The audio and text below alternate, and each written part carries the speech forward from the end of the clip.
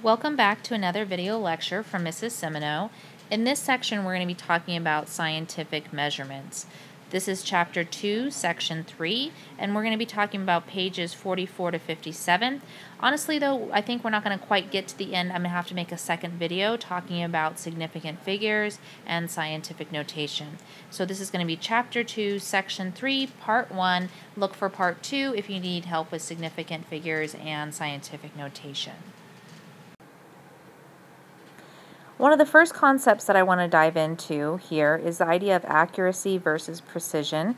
And at this point, we probably should have done a lab in class on this. So when we talk about accuracy, it's how close a measurement is to the accepted value.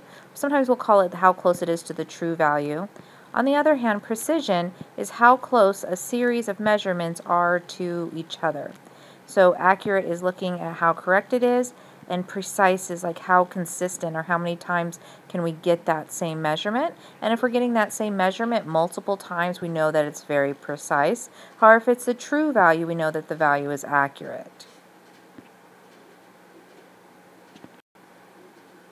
Here in this picture, we're going to consider this one to be accurate. And you're like, well, those things, all those darts seem pretty far apart. But look, they're all marked at the same edge away from the bullseye, so they're all the same distance away from the bullseye. So this is a picture of accuracy because all of the darts are at the same measurement, okay, even though they're spread apart from each other. Here, we would say that they are precise because each dart is not the same distance away from the bullseye, but they are grouped close to each other, and so therefore we would consider these darts to have hit precise. There's many times these darts have hit in the same place. Here we say this one is accurate and precise because all the darts appear to be about the same distance from the center of the bullseye. And they're also precise because they're also grouped closely together like we saw in the last picture when they were grouped up here closely. So we consider this one to be accurate and precise. On this slide, we're going to discuss how we can calculate a percent value. So basically how to calculate a percent is we take a fraction and then we convert that fraction to a decimal and then we multiply that decimal by 100, and that's what gives us our percent. So in our example here, we have 900 million kilograms of plastic bottles are produced each year. Then 180 million kilograms of them are recycled. So in our question here, it is how many or what percent of bottles each year are recycled. So we could determine that by taking the 180 million kilograms on top, that's the amount that's being recycled, dividing it by the total million kilograms of bottles that are produced. When we go 180 divided by 900, we come up with a value of 0.02. We then take that value, multiply it by 100, and we come out with a final answer of 20%. That's our final answer. So that's how we can calculate a percent from a fraction or a story problem such as this one up here. Here on this slide, we're going to talk about something called percent error. This is something that you'll be calculating on several of your experiments this year, and this just indicates the accuracy of your measurement. So it indicates how close did you come to the true value, and it kind of gives you a percentage to tell you how well you did. So percent error, I hope you guys can see that off the slide there, is where you take the experimental value minus the accepted value, and then it's divided by the accepted value times 100.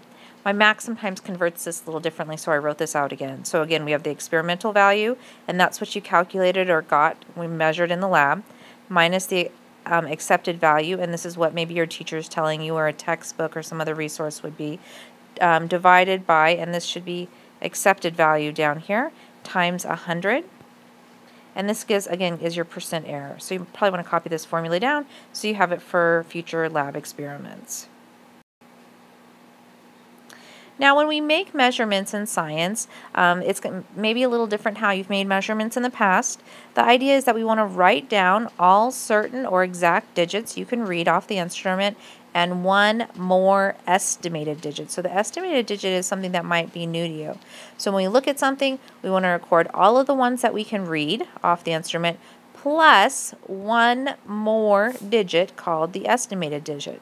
And so in science, we always say that measuring always involves some estimation.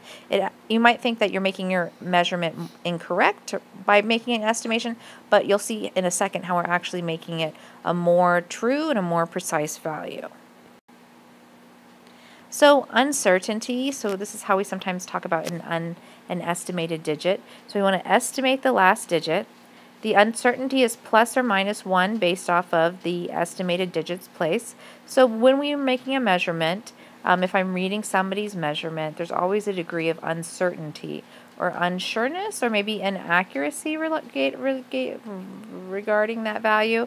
So the idea is that we're usually plus or minus 1. We'll see some other examples where it's a little different. So the ratio of the estimated uncertainty to the smallest scale division depends on the separation between the two markings. So the next slide we'll see some examples.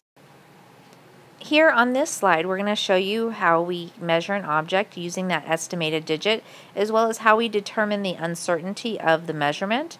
So for our first example here, you can see that we're going to be measuring this silver object here, and we're going to be measuring it using two different rulers.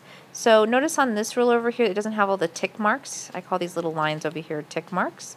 So there's no tick marks here. So we're going to have to make a greater estimation over here as to the measurements, and we're going to have a more precise measurement over here because of these tick marks. So don't pay attention to this side over here, just concentrate over here.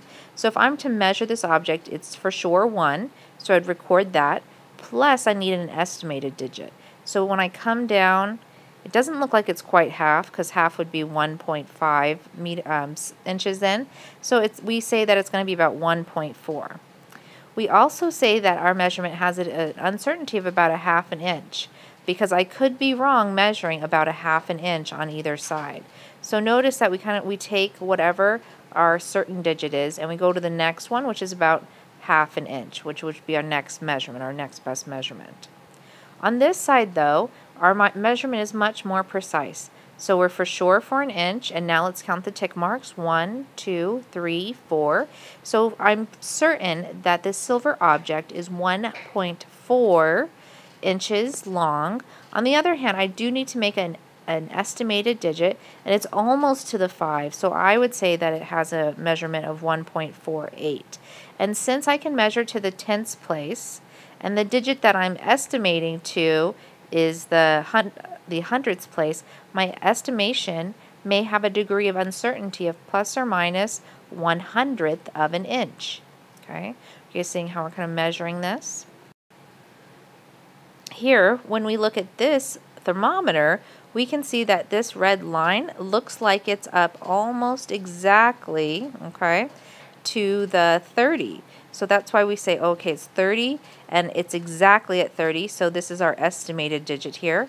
We can say, though, that it has a degree of uncertainty of 0.1, because if you count the tick marks, 1, 2, 3, 4, and then 5, each tick mark is about 0.2 of a degree, and since you can clearly read it, our degree of uncertainty is 0.1 degree, about half of the tick mark there. Here is an example of a meniscus, and remember, a meniscus kind of gives you this curved line. You don't want to read up on the edge here, you want to read at the bottom where this arrow is clearly pointing to. So it says read at the bottom of the meniscus. So again, when I'm looking at this measurement here, I see that it says 4 and then 5, and then I look at the tick marks here, and it's 1, 2, 3, 4, 5, 6, 7. 7, there's 8. Okay, because our measurement's down here. It's not quite to the 9, so I'm for sure have a measurement of 4.8. Now I need to estimate how closely it is to the next tick mark here. So we say 4.86, and since we clearly have tick marks every tenth, we're going to have an uncertainty of about to the 100th again. So our uncertainty is 0.01 milliliters. So again, I hope you're understanding how to read this. We're for sure that it's 4, 4.1, 4.2, 4.3, 4, 4.5, 4.6, 4.7, 4.8. Down here, 4.8 for sure, but it's pretty close, so we're going to say 4.86. And since the hundredths place is the part that we're uncertain about or estimating, it has an uncertainty of one of those. Now this is where you kind of try on your own and see how it goes. Try to read these and estimate the uncertainty to see if it's correct. You probably want to pause the video and just check for yourself. So the one here on the left, we'd say that it has a measurement of 5.7 with an uncertainty of a hundredths place. Again, notice we estimated, our estimated digit goes out to the hundredths place. In the middle, we would say that our measurement is 3.0 and it has an uncertainty of about a half milliliter. So I'm uncertain to about a half because I'm fairly certain that we're not talking about 3.9 all the way up here. And the last one, you can see that it's 0.34 and an uncertainty of, since the graduations are so far apart here, that it's about half a milliliter. I know how to do it. Okay, occasionally you'll see some objects that don't have the traditional meniscus.